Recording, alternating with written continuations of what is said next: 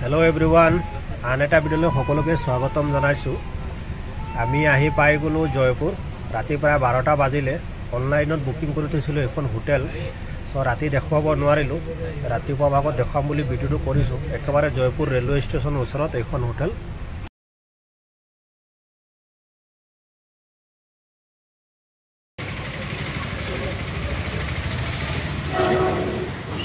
तो रिसेप्शन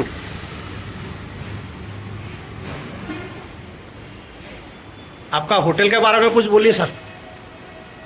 नाम बोल दीजिए, एड्रेस बोल दीजिए। होटल का नाम शगुन होटल है, नियर बाय रेलवे स्टेशन है, जस्ट वॉकिंग डिस्टेंस है रेलवे स्टेशन से।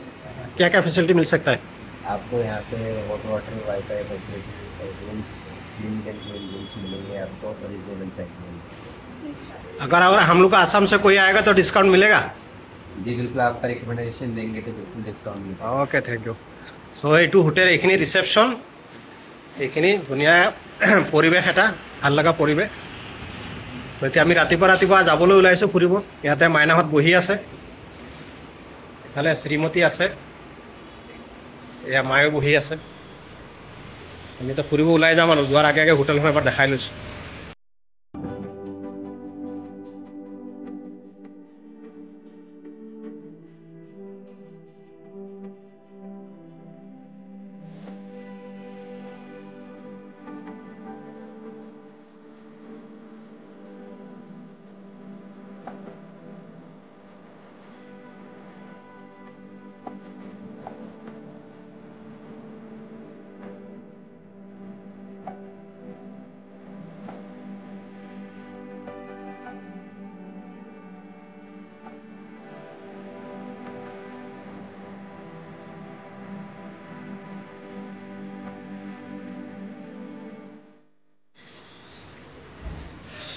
আমি রুম লৈছো ফার্স্ট ফ্লোরত।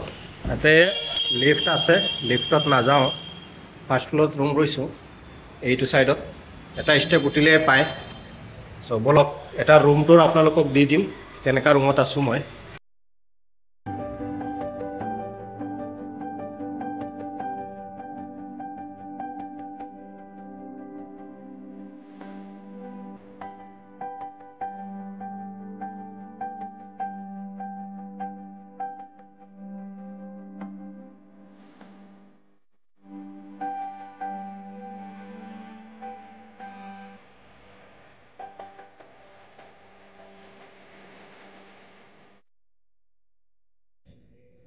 এইটো আমি বুকিং কৰিলো ট্ৰিপল বেড।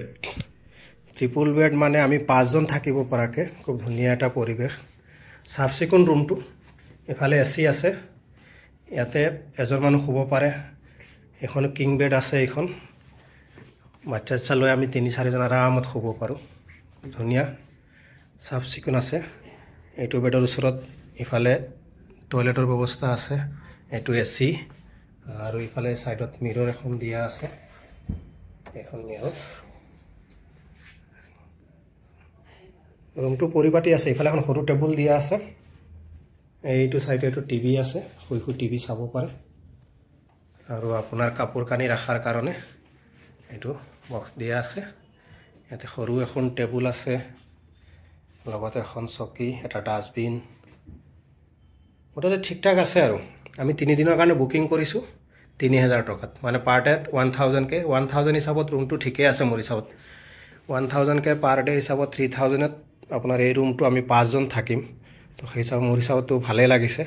যদি আপোনালোকেও যদি জয়পুৰ আহিব বিচাৰিছে একদম ষ্টেচনৰ ওচৰত ৰুম বিচাৰে তে এনেকা ৰুম আপোনালোকে বুকিং কৰিব পাৰে।